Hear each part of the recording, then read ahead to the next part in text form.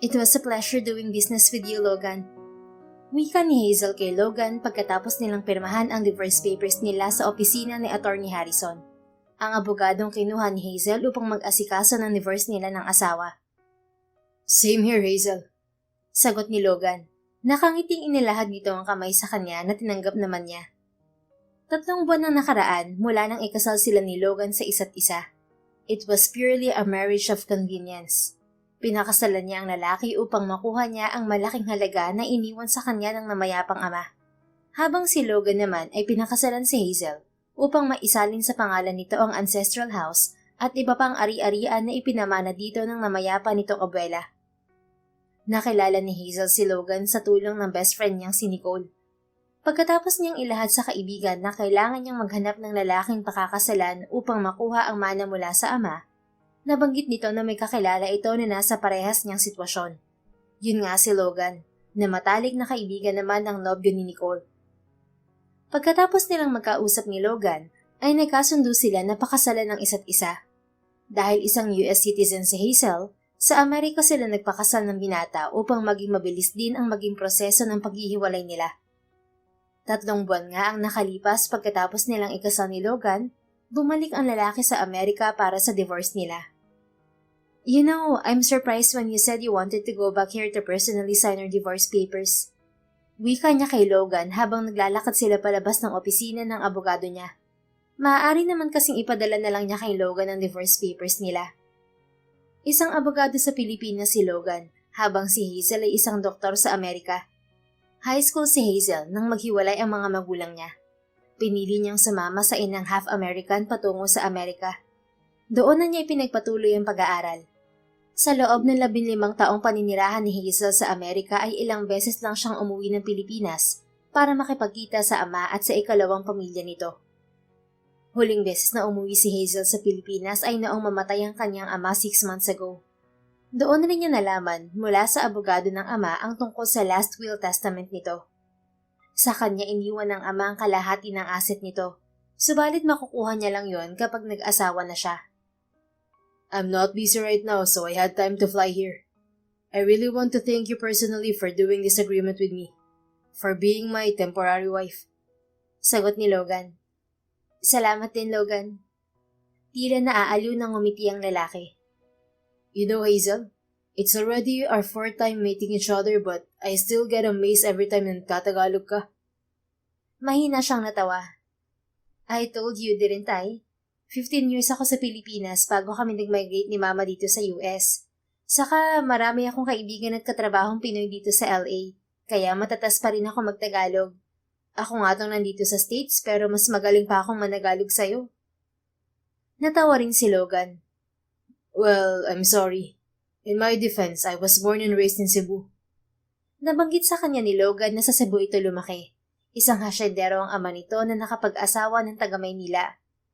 Nang maghiwalay ang mga magulang ni Logan at nagkaroon ng sari-sariling bagong pamilya, ay nanatili ito sa poder ng abuela sa Cebu.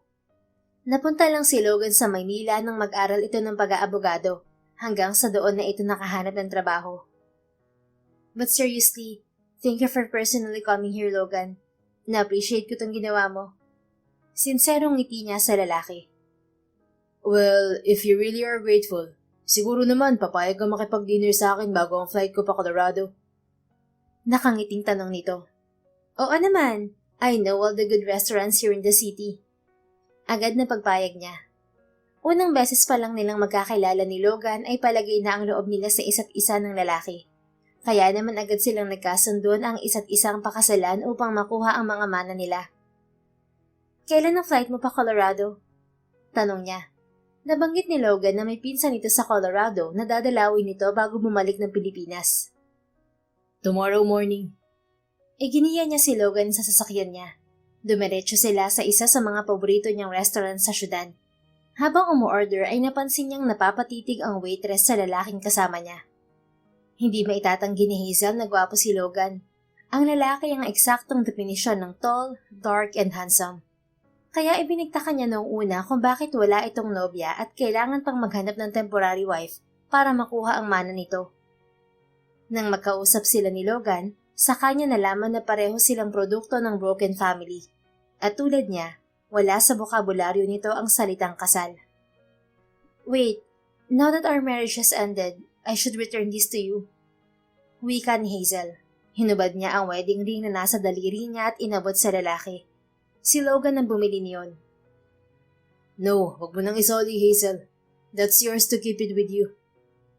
Really? Well, thanks. Itatabi ko na lang para may remembrance ako ng kasal natin. Bahagyang natawang Anya bago itinago ang singsing sa bulsa ng kanyang bag. Wala ka na talagang plano magpakasal in the future? Tanong ni Logan. Wala. Ikaw ba? Mahina itong natawa. Same. I don't mind being single for the rest of my life. Habang kumakain ay napag-usapan nila ang trabaho ng isa't isa. Isang oras pang nakalipas ay lumabas na sila ng restaurant at nagtungo sa sasakyan niya. Thank you for being Mrs. Sarmiento for 3 months, Hazel. Wika ni Logan nang ibaba niya ito sa hotel na tinutuluyan nito. Ngumiti siya. Salamat din, Logan. Mag-ingat ka sa flight mo pa Colorado at pauwi sa Pilipinas. Thanks, Hazel. If you need my help sometime in the future, just give me a call. You have my number and you know where to find me. Yeah. See you when I see you. Wika niya sa dating asawa bago ito tuluyang bumaba ng kotse. Pagkatapos nilang maghiwalay ng landas ni Logan ay hindi na muli pa silang nagkita ng dating asawa. Nagpatuloy ang normal na buhay ni Hazel sa LA bilang doktor. Lumipas sa mga taon at nanatiling mag-isa si Hazel sa buhay. Hanggang sa dumating ang ika-33 kaarawan niya. Happy birthday, Hazel! Bati sa kanya ng kaibigan at kasamahang doktor na si Leia.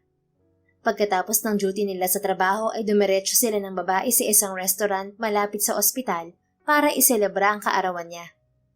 Si Leia ang pinakamalapit na kaibigan ni Hazel sa Amerika. Pinay din ng babae. Thanks, Leia. Ngiti ni Hazel dito. Oh, before you blow your candle, bake a wish muna. Anito bago ilapit sa kanya ang maliit na birthday cake. Do I really need to do this? Of course. Come on, Hazel. Fine. Pumikit siya bago hinipan ng kandila sa ibabaw ng cake. So, what did you wish for your 33rd birthday? Sana naman love life na, di ba? Tanong sa kanya ni Leia nang magsimula silang kumain. I told you, Leia, hindi magbabagong isip ko tungkol sa pakikipagrelasyon. Huling nagkanobyo si Hazel ay noong nag-aaral pa siya ng kolehiyo at sinubukan na ngayon para sa experience. Pagdating niya sa med school hanggang sa kalaunan ay maging doktor, ay hindi na siya muling pumasok pa sa isang relasyon. Sa katunayan, ang huling lalaking nakasama niyang kumain sa restaurant sa nakalipas na 3 taon ay ang ex-husband pa niyang si Logan. Okay, fine. Just tell me what did you wish for? Tanong ni Leia. Anak. Natigilan ng kaibigan. Ha? Anong anak? Gusto ko magkaroon ng anak, Leia. That's my wish for my 33rd birthday. Wait, Hazel. Akala ko ba ayaw mong mag-asawa at ayaw mo ng kahit na sinong lalaki sa buhay mo? Bakit ngayon gusto mo ng anak? Ayaw ko ng asawa at ayaw ko rin ng boyfriend. Pero hindi ibig sabihin nun ayaw ko rin ng anak. That's entirely a different thing. Truth is, I want to have a kid of my own. Gusto ko ng anak na makakasama ko sa buhay. Gusto ko ring matawag na mama. Just like how Gail called you. Ang tinutukoy niyang Gail ay ang 2 taong gulang na anak ni Leia sa asawa nitong si Kyle. Maging ang best friend niya sa Pilipinas na si Nicole ay may anak na rin sa asawa nitong si Regan. I'm already 33, Leia. Few years from now, my ovaries will deteriorate. So this year, I'm already planning to get pregnant and have my own kid. Sumubo siya ng paboritong pasta. Paano yan? Wala ka namang boyfriend, Hazel. Don't tell me plano mong magbuntis through artificial insemination. That's exactly my plan, Leia. Hindi pa nga lang ako nakakahanap ng magiging sperm donor ko. Kumunot ang noo ng kaibigan. Wait, bakit kailangan mong maghanap? Pwede ka namang bumili sa sperm bank. Pinunasan niya ng tissue ang gilid ng labi bago sumagot. Well, I want to make sure na maganda ang genes ng magiging anak ko. Bukod sa gusto ko magkaroon ng maganda, matalino at malusog na anak, gusto ko makasiguro na wala siyang mamanahing criminal genes sa tatay niya. Kaya ayokong basta-basta na lang bumili ng sperm sa sperm bank. Gusto ko na ma-background check ko magiging sperm donor ko. Okay. Saan ka naman hahanap ng gwapo, matalino, physically fit at walang criminal record na lalaki na willing mag-donate ng sperm sa'yo? I'm still searching. Ikaw, may kakilala ka ba? Wala. Oh wait, how about Doc John? Pasok yun sa requirements mo. Anito na ang tinutukoy ay isa sa mga kasamahan nilang doktor sa ospital. Hindi pwede si Doc John, Leia. Ayoko may connection ako o lagi kong makikita ang tatay na magiging anak ko. Imagine kapag katrabaho natin ang naging sperm donor ko, baka mag-cause lang yun ng problema in the future. I want to raise my child alone in peace. Yeah, you have a point there. Tumango ito bago bahagyang nanliit ang mga mata. Oh, how about your ex-husband? What about Logan? Kunot ang noong gagad niya. Kilala ng kaibigang si Leia ang dati niyang asawang si Logan dahil sa mga kwento niya sa babae. Perfect siya para maging sperm donor mo, Hazel. He's a lawyer, right? So obvious na matalino at walang criminal record. Gwapo rin, matangkad at base sa kwento mo, wala naman siyang history ng sakit. Napakorap siya sa sinabi ni Leia. Wait, you know what? You're right. Bakit pa hindi ko agad naisip si Logan? Naalala niya bigla ang huling sinabi ng lalaki bago sila maghiwalay ng landas 3 taon na ang nakalipas. Na kapag kinailangan niya ng tulong nito ay kontakin lang niya ito. I will try to contact him one of these days. Anya sa kaibigan. Sa nakalipas na 3 taon ay wala silang naging komunikasyon ng dating asawa. Wala rin siyang naging balita dito. Hindi na rin kasi siya nakapagtanong sa kaibigang si Nicole tungkol kay Logan dahil nauwi sa hiwalayan ang relasyon ng best friend niya sa nobyong si Mark na siyang matalik na kaibigan ni Logan. Kaya hindi alam ni Hazel kung may asawa o pamilyado na ngayon si Logan o kung sa nakaraang mga taon ay nagbago ang paniniwala nito pagdating sa pag-ibig. Sa tingin mo, papayag siyang mag-donate ng sperm sa'yo? Tanong ni Leia. Kung single pa rin siya hanggang ngayon, I don't see any reason for him to refuse. Kung nananatili pa rin single si Logan, naniniwala si Hazel na pagbibigyan siya ng lalaki sa pabor na hihingi niya. Oh well, good luck Hazel. Sana pumayag siya para solve ng problema mo. Ani Leia bago sinalina ng wine ang wine glass nila. Ipinagpatuloy nila ng kaibigan ng pagkain. 2 araw ang nakalipas, dumating ang day off ni Hazel sa trabaho. Nagpapahinga siya sa apartment niya nang nagdesisyon siyang kontakin si Logan. Sana hindi pa siya nagpapalit ng number. Ani Hazel sa sarili habang nakatingin sa contact details ng lalaki sa cellphone niya. Subalit bago pa siya makapag-type ng mensahe para sa dating asawa, ay aksidenteng napindot niya ang call button. Nanlaki ang mga mata ni Hazel. Bago pa nga niya makancel ang tawag ay sinagot na yon ng nasa kabilang linya. Hello, Hazel? Is that you? Bungad sa kanya ng pamilyar na boses ng dating asawa. Kahit na 3 taon na ang lumipas ay hindi maipagkakamali ni Hazel ang boses ni Logan. Napansin din niya na tila mas lumalim ang boses nito. Logan? Yes, si Hazel nga to. I'm glad you still remember me. Sagot niya sa kausap.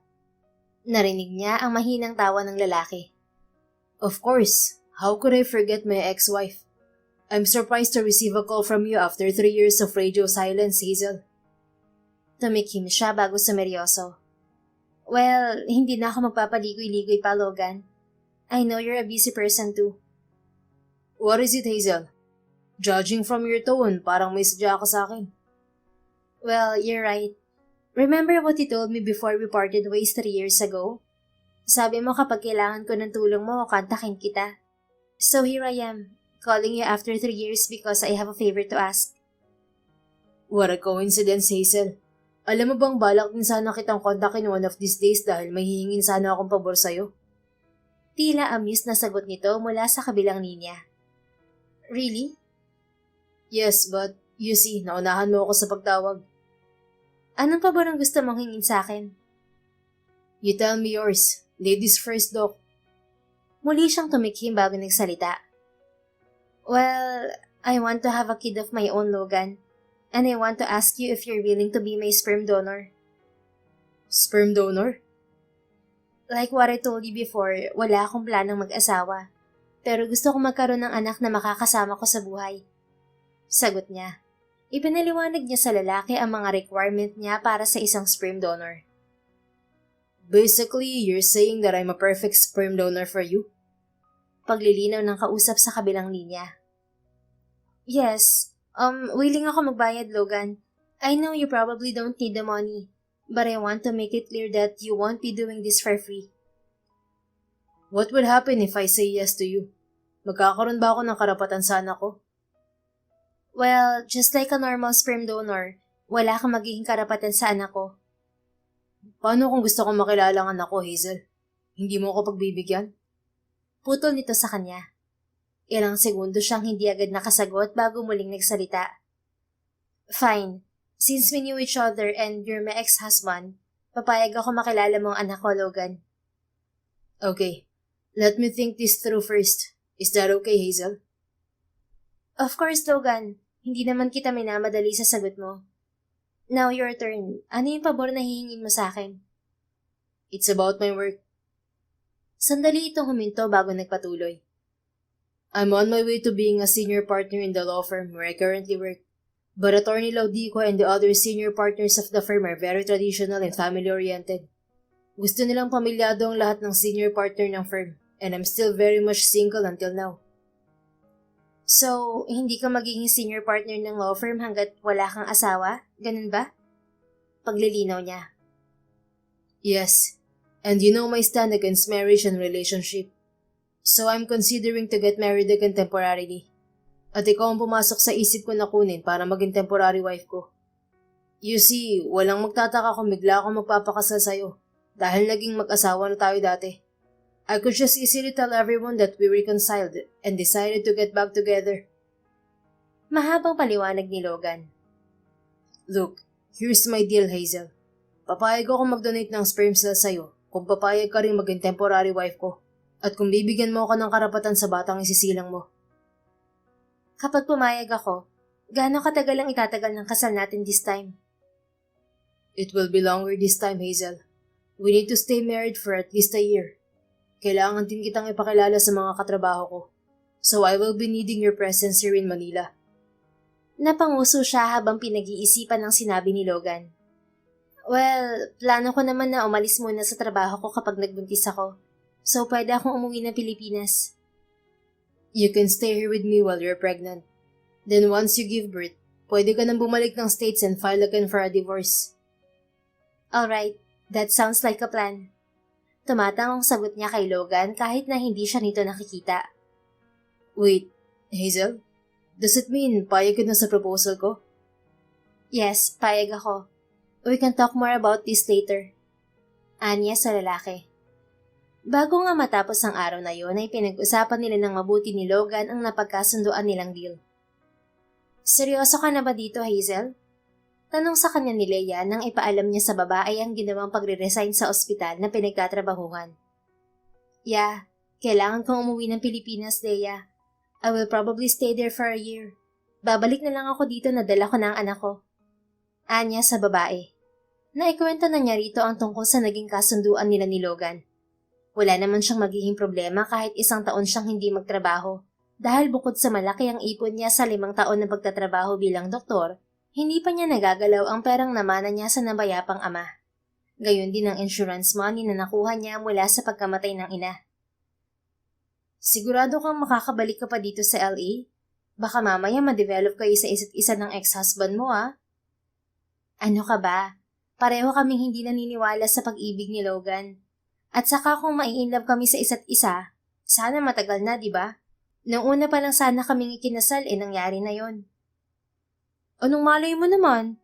Sabi nga nila, there's a right timing for everything. At saka this time, magsasama kayo sa iisang bubong at magiging daddy siya ng anak mo. So malaki ang possibility na may ma-develop. Natatawang umiling na lang siya. Basta, hindi yun mangyayari, Leia. Parang business partners lang ang turing namin ni Logan sa isa't isa. Well, wag ka munang magsalita ng tapos. Basta if ever man na magbagong ihip ng hangin, ako ang unang matutuwa para sa'yo. Ilang linggo ang lumipas ay dumating si Logan sa Los Angeles. Napag-usapan kasi nila ng lalaki na magpakasal muna sa LA bago siya sumama dito pa uwi ng Pilipinas. At dahil sa Pilipinas ni Hazel balak na magbuntis, doon na rin nila isasagawa ang pagpapa-artificial insemination. Pagdating sa airport ay agad na tanaw ni Hazel si Logan. Gumuhit ang ngiti sa mukha ng lalaki nang magtama ang tingin nila. Ginantihan niya ang ngiting yon. Long time no see, ex-wife. Bati sa kanya ng dating asawa. Logan, kamusta ang flight mo? Tanong niya sa lalaki. Napakorap si Hazel habang pinagmamasdan ng binata. Gwapo na noon pa ang dating asawa, subalit lalo pa itong gumwapo ngayon. Bagay dito ang maiksing buhok na lalong nagpadipina sa panga nito. It was a smooth flight. I was asleep the whole time. Pinasadahan siya nito ng tingin. 3 taon na ba ang lumipas? Parang hindi na dagdagan ng edad mo, Doc. You look exactly like the last time I saw you. Natawa siya sa pambobola nito. Ikaw din naman, parang hindi ka tumanda, attorney. Come on, let's get to my car. Iginiya niya ang binata sa sasakyan niya. Bago sila dumiretso sa apartment niya ay dumaan muna sila sa restaurant para kumain. I can't believe it's been 3 years. Wika ni Logan habang iginagala ang tingin sa restaurant na kinainan nila noon. Tumango siya sa binata dahil hindi niya ramdam ang 3 taong lumipas. Kahit na matagal na panahon silang walang komunikasyon ay komportable pa rin siya kay Logan. Wait, I have something to give you. Wika ni Logan habang hinihintay nila ang order nila. Inilabas nito ang isang singsing. Isa yung engagement ring. I got this from my grandmother. Kasama sa ipinamano niya sa akin, along with her money and ancestral house. Bakit ibibigay mo sa akin? Ngumiti si Logan. Our marriage is different this time, Hazel. We need to prove to my colleagues that we're married for real. Besides, hindi ko naman mapapakinabangan to. So I decided it's better to give it to you. Seryoso ka? That's real emerald, Logan. Isang tingin pa lang niya sa singsing ay alam na niyang hindi biro ang halaga niyon. I'm serious. I want to give this to you, Hazel. Bago pa siya makasagot ay kinuha na nito ang kamay niya at isinuot sa daliri niya ang singsing. See? Kasha at bagay sa'yo. That means it's meant to be yours. Itinaas niya ang kamay at pinangmasdan ng singsing.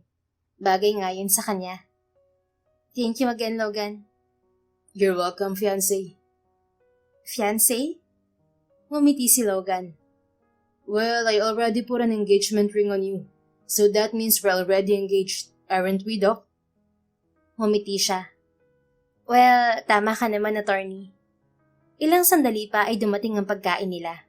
Habang kumakain ay muli nilang pinag-usapan ang plano nila. Kinabukasan, dumiretso sila ni Logan sa courthouse para magpakasal. Isang mabilis na dampi sa mga labi ang iginawad nito sa kanya, pagkatapos idineklara ng wedding officer na mag-asawa na sila. Isang linggo pa ang nakalipas, sabay silang umuwi ni Logan ng Pilipinas. Welcome back to the Philippines, Mrs. Wika sa kanya ni Logan habang lulan sila ng sasakyan patungo sa condo unit nito. Tulad ng napagkasunduan nila, kay Logan siya titira habang nasa Pilipinas siya. Mrs.? Gagad niya sa lalaki. Yes. Weeks from now, ipapakilala kita sa mga katrabaho ko. Baka magtaka sila na wala man lang akong endearment sa asawa ko. Bahagyang nakaangat ang kilay na katwiran ni Logan. Fine. Call me anything you want. Wag lang, baby. Bakit? Anong meron sa endearment na yan at ayaw mo? Nothing. I just find it corny. I'm a 33-year-old adult woman. Bakit mo ako tatawagin na baby? Pang-teenager lang yun. Natawa si Logan. You find it corny kasi hindi ko pa nai-in-love, Doc. Nagangat siya ng kilay. Wow, kung makapagsalita ka, parang na-in-love ka na, attorney ah. Tinawanan lang siya ng asawa. So, pwede kitang tawagin ng kahit na ano, wag lang baby. So, okay sa'yo ang honey, my love, sweetheart, or pumpkin? Oh my God, Logan. Bakit mo naman ako tatawagin ng ganyan? Seriously, pumpkin? Nakangiwing reklamo niya. Napaalaka kang asawa sa reaksyon niya. I'm just kidding, Hazel. Gusto ko lang makita ang reaksyon mo. Natawa na lang din siya bago napailing dito. Ilang sandali pa ay nakarating sila sa unit ng binata. Halos kasing laki yun ng apartment niya sa LA. Ipinagamit sa kanya ni Logan ang silid katabi ng kwarto nito. Kapag may kailangan ka, huwag kang mahiyang magsabi sa akin, Hazel. I will provide for everything you need while you're living here with me. Impressed na umangat ang kilay niya sa asawa. Talaga? Ang ideal husband naman pala ni Attorney Sarmiento. Well, kaya nga pinakasalan mo ako ulit, diba? Kasi after 3 years, na-realize mo na mali pa lang desisyon mo na pakawalan ako.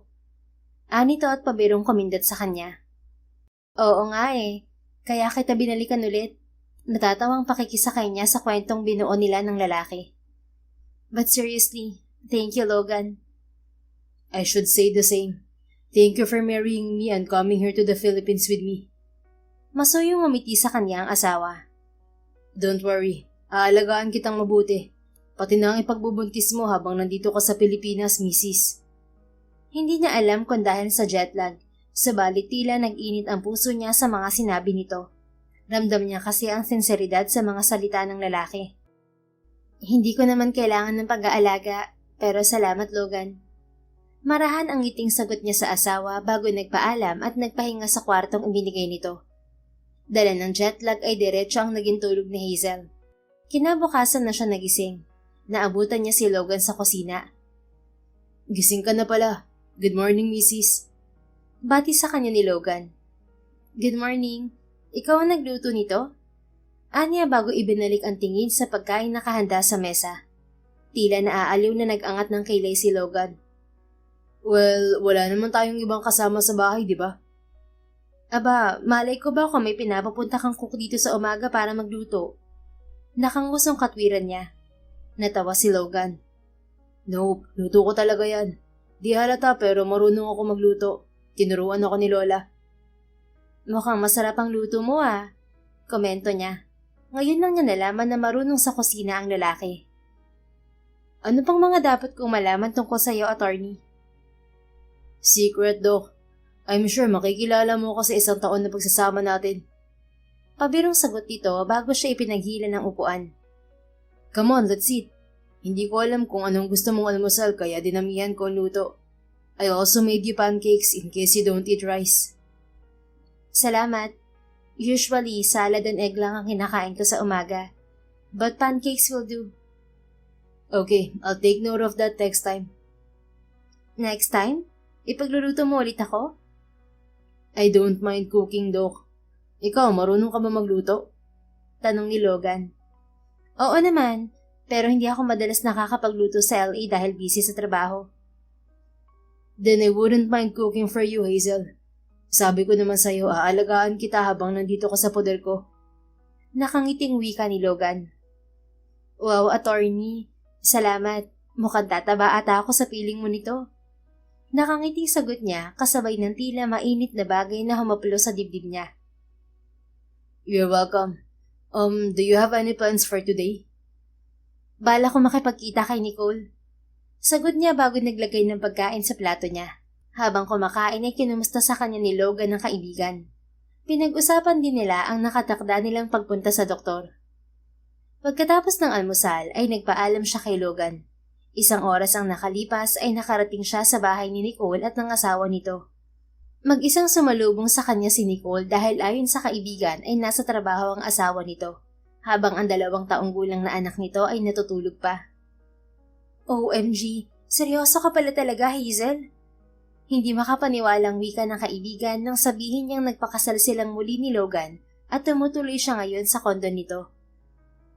Anong akala mo, nagbibiro ako? I'm serious about this, Nicole. Hindi ka ba nag-aalala? What if ma-inlove ka kay Logan habang magkasama kayo? Natawa siya. Alam ko, pareho kayo ni Leia. Ganyan din ang sinabi niya sa akin. Malaki kasi ang possibility na mangyari yun, Hazel. Legal na mag-asawa kayo ni Logan tapos magkakaanak pa kayo. Kahit paminsan hindi ka na-attract sa kanya. Gwapo si attorney ah. Well, gwapo nga siya. I find him attractive, but that's it. Business partner ang tingin ko kay Logan. At alam kong ganun din siya sa akin. Don't worry, kapag na-inlove ako sa asawa ko, which I doubt would happen, ikaw ang unang sasabihan ko. Let's see what happens, Hazel. Wika ng kaibigan. Hapon na siya nakauwi sa kondo ni Logan dahil maghapon siya nakipag-bonding kay Nicole at sa anak nito. 3 araw ang nakalipas. Sabay silang nagpunta ni Logan sa ospital para sa appointment nila sa OB-GYN na nirekomenda ni Nicole. You're planning to have a baby through artificial insemination? Pangungumpirma ng doktor sa kanilang dalawa ni Logan pagkatapos nilang ipaliwanag dito ang nais nila ng asawa. Yes, Doc. Sagot ni Hazel sa doktor. May I know how long you two are married? Pinaglipat-lipat ng doktor ang tingin nito sa kanila ni Logan. We got married 3 years ago, pero naghiwalay din agad, Doc. A month ago, we reconciled and got married again. Wika ni Logan. And you plan to get pregnant through artificial insemination? Tila nagtatakang tanong ng doktor. Tumikhim si Hazel bago nagsalita. The thing is, gusto namin magkaanak na ng asawa ko, and I really don't like sexual intercourse, so we consider artificial insemination. Oh, I see. Sagot ng doktor kasabay ng pagtango. Sa sulok ng mga mata ni Hazel ay napansin niyang natigilan din si Logan sa tabi niya. Pagkatapos ipaliwanag ng doktor ang procedure ng artificial insemination at ang paghahandang kailangan nilang gawin, ay nagpaalam sila ni Logan sa OB-GYN. What is it? May gusto kang sabihin sa akin, Logan? Tanong ni Hazel sa lalaki pagdating nila sa sasakyan nito. Habang palabas sila ng ospital ay napansin niyang kanina papasulyap-sulyap si Logan sa kanya. Bahagyang umuso ang lalaki. I'm just curious, Hazel. Yung sinabi mo kanina kay doktora, is that true? Ayaw mo ng sex? Nag-init ang mukha niya dahil sa hindi inaasahang tanong nito. Sinabi ko lang yon para may masabing dahilan sa kanya. Hindi ko naman pwedeng sabihin na sa papel lang ang kasal natin. Hindi natin alam baka may common friend siya sa trabaho mo, di ba? Umangat ang sulok ng mga labi ni Logan. So does it mean you like sex? Lalong nag-init ang mukha niya. Kailangan mo pa ba talagang itanong yan, attorney? Bakit namumula ka, Mrs.? Don't tell me, nahihiya ka. Nag-angat ng kilay si Logan. Come on, we're both adults here capable of talking about adult stuff. Besides, you live in the States. Normal lang sa Amerika na pag-usapan ng ganoong bagay, kaya hindi na niya rin alam kung bakit nakaramdam siya ng hiya kay Logan. Siguro ay dahil sa paraan kung paano siya tingnan ng asawa. Tumikhim siya. Well, I had relationships when I was in college. So yes, I'm not innocent. I guess sex is okay for me, but I don't see anything special about it. Ha? Okay lang para sa'yo. But sex is supposed to be good, Hazel.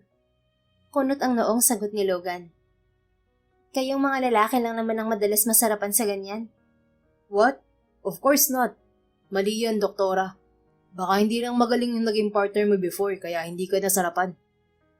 Binaliwala niya lang ang lalong pag-iinit ng mga pisngi. Eh ikaw, magaling ka ba? Tila mayabang na umangat baba ang kilay nito. Ako pa ang tatanungin mo. Siyempre magaling.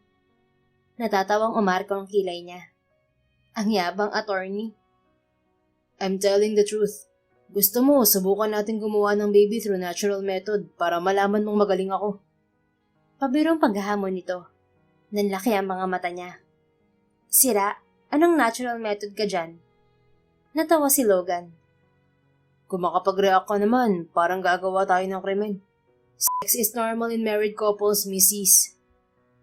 But we're not a normal married couple, Logan. Sa papel lang tayo mag-asawa, ano ka ba? But if you get curious, just tell me, okay? I'm willing to get our marriage consummated for your curiosity. Para naman makatikim ka ng masarap na luto ng langit. Pabirong wika nito at kumindat pa sa kanya. Inirapan niya ang lalaki. Alam mo, ayaw ko magkaroon ng mali siya tong samahan natin. Tapos kung ano nang pinapasok mo sa utak ko. Magtigil ka, attorney ha, baka i-divorce kita agad dyan. Nakangising nagkibit-balikat si Logan. I'm just saying I'm open to anything, Mrs. Total mag-asawa naman tayo, bakit hindi natin sulitin ang pagiging mag-asawa natin? Just don't fall in love with me. As if naman na mai-inlove ako sa'yo, hindi naman ako naniniwala sa pag-ibig na yan. Kalokohan lang yan. Itinaas baba nito ang kilay. See? Then you're safe to fool around with me. Pwede mo ko nandiyan, doktora. Muli siyang natatawang inirapan niya ito. Ewan ko sa'yo, Logan. Ang mabuti pa umalis na tayo. Anya at ikinabit na ang seatbelt. Habang nasa biyahe sila ay pilit niyang inalis sa isip ang mga sinabi ni Logan. Halata namang nagbibiro lang ang lalaki. Isang buwan pa ang lumipas, bumalik sila ni Logan sa ospital para sumailalim sa artificial insemination procedure.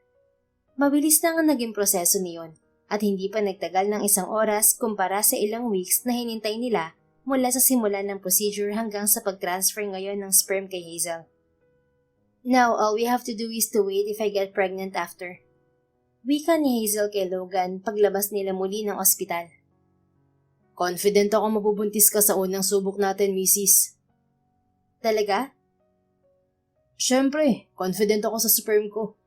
Nakangising sagot ni Logan. So from now on, damihan mo na lagi ang kain dahil magkakaroon na ng baby sa tiyan mo. Natawa siya. Wala pa nga, Logan. Nagsiswimming pa lang yung sperm mo sa uterus ko. Advance lang, Mrs. Sigurado naman ako na weeks from now may mabubuo dyan sa tiyan mo. Let's hope you're right. Wika niya sa asawa. Sa sumunod na araw ay bumalik na si Logan sa trabaho. Ayon sa lalaki ay tapos na ang leave nito. If something happened, call me, okay? You have my number on your phone, Mrs. Bilin ni Logan nang magpaalam ito sa kanya para pumasok sa law firm. Don't worry about me, Logan. Kaya ko ang sarili ko. Kung makapagsalita ka, parang hindi naman ako mag-isang nakatira sa US.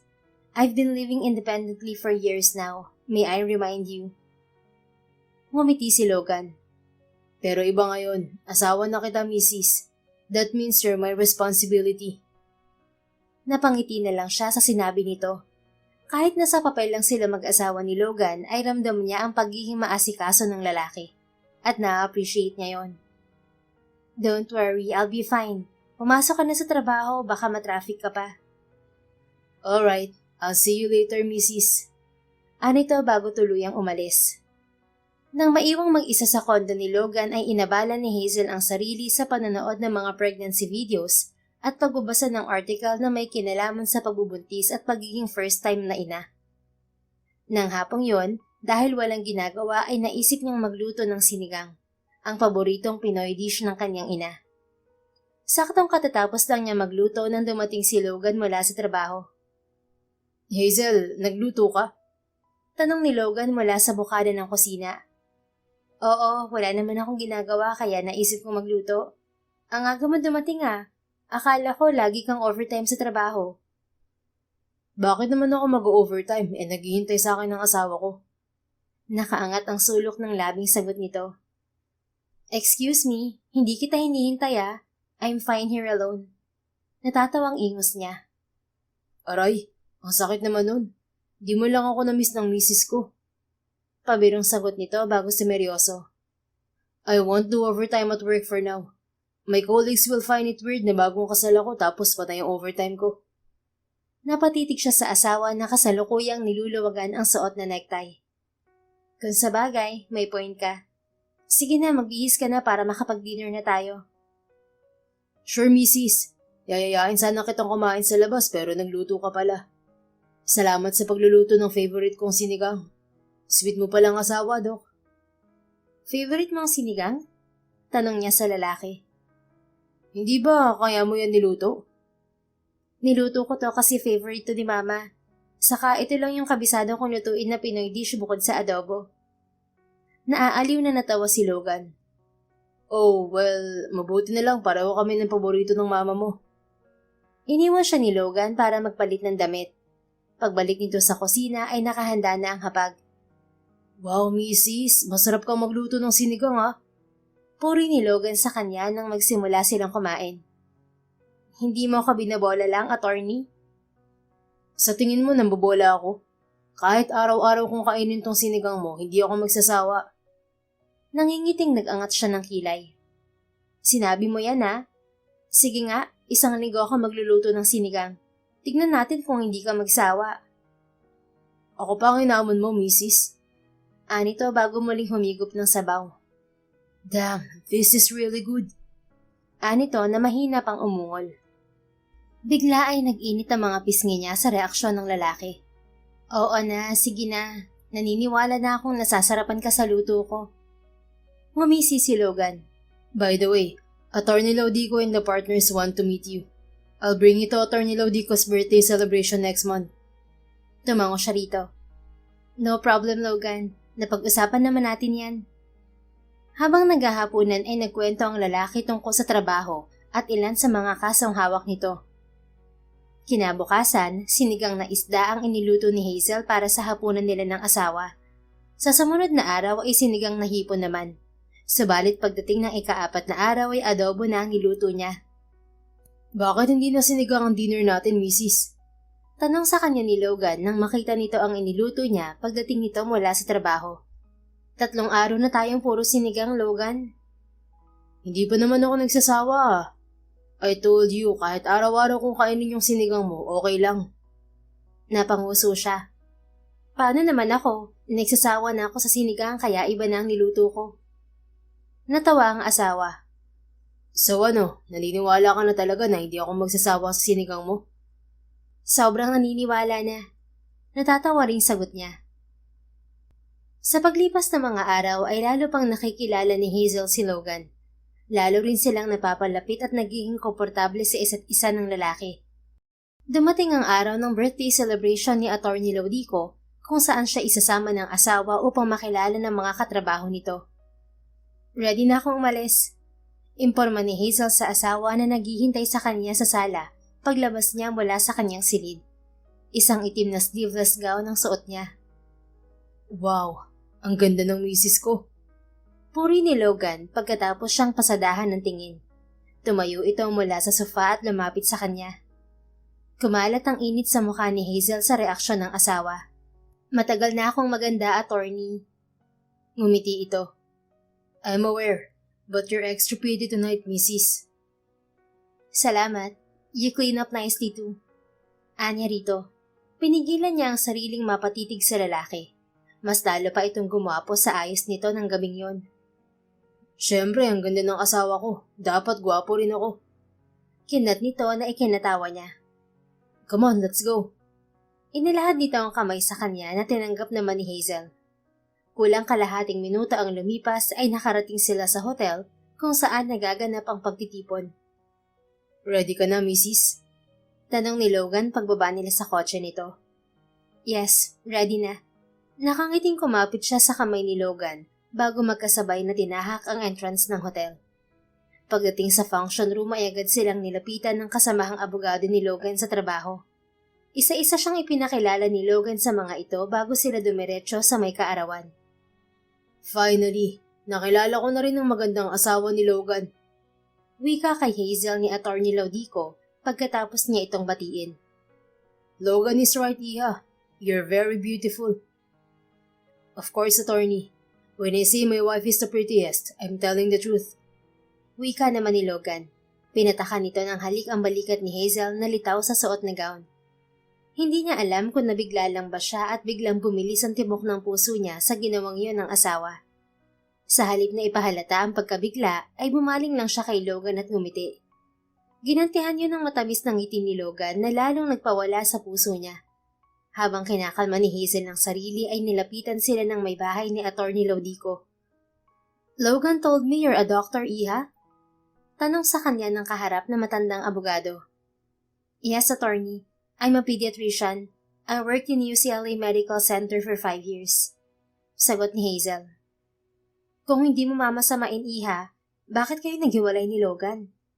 Tanong naman sa kanya ng asawa ni Atty. Laudico. Ngumiti siya sa ginang. Logan and I have different priorities before. Hindi rin nakatulong na sa States ang trabaho ko at nandito siya sa Pilipinas. Kaya hindi nagtagal ang pagsasama namin at agad na uwi sa divorce. Paano naman kayo nagkabalikan ng asawa mo, Logan? Tanong naman ng ginang sa lalaki. 3 years after we separated, aksidenteng nagkita kami sa LA ni Hazel.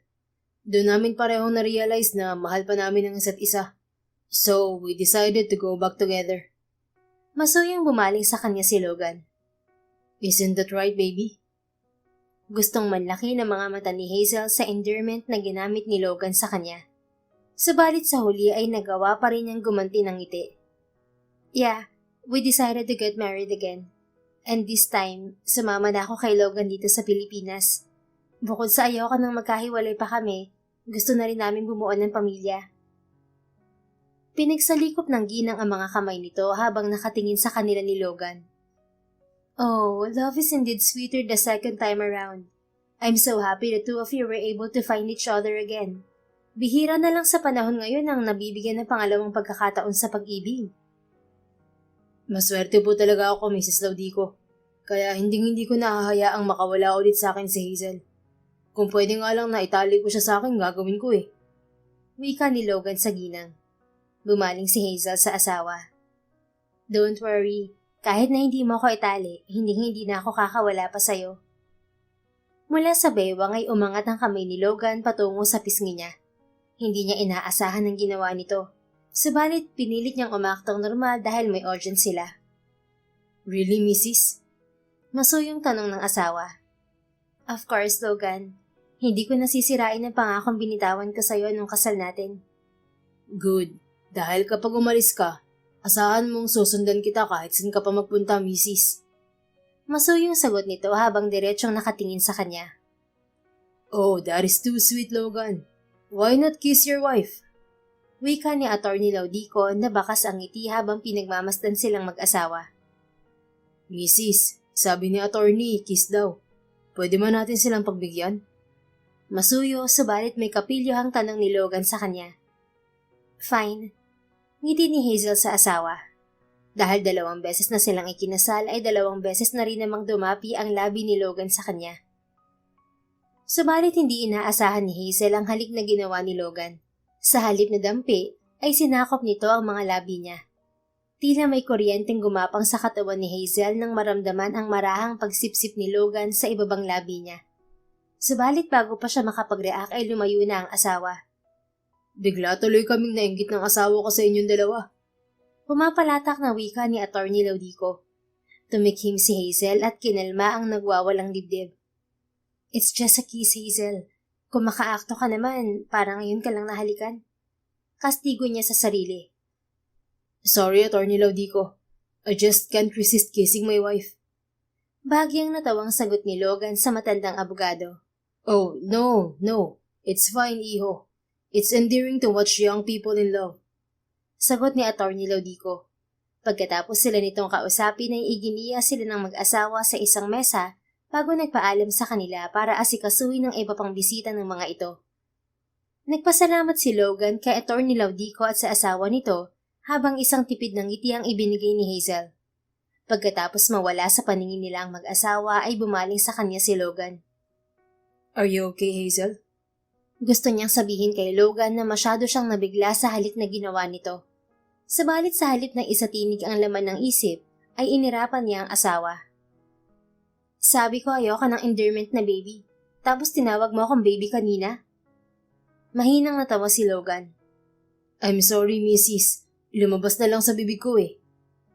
Nanliit ang mata niya. Buti na lang, hindi ako nag-cringe sa harap ni attorney at ng asawa niya. Huwag mo nang uulitin yun next time ha. Okay, I won't. Umangat ang kilay nito. Pero yung kiss, pwede ko bang ulitin? Nag-init ang mga pisngi ni Hazel. Bago pa siya makasagot ay dumating ang server dala ang pagkain nila. Oh wait, here's our food. Good timing, nagugutom na ako. Sa halip ay sambit niya. Subalit nang ilapag ng server ang appetizer na dala nito sa harap nila, ay agad napatakip ng ilong si Hazel. Hazel, what's wrong? Nag-aalalang tanong ni Logan.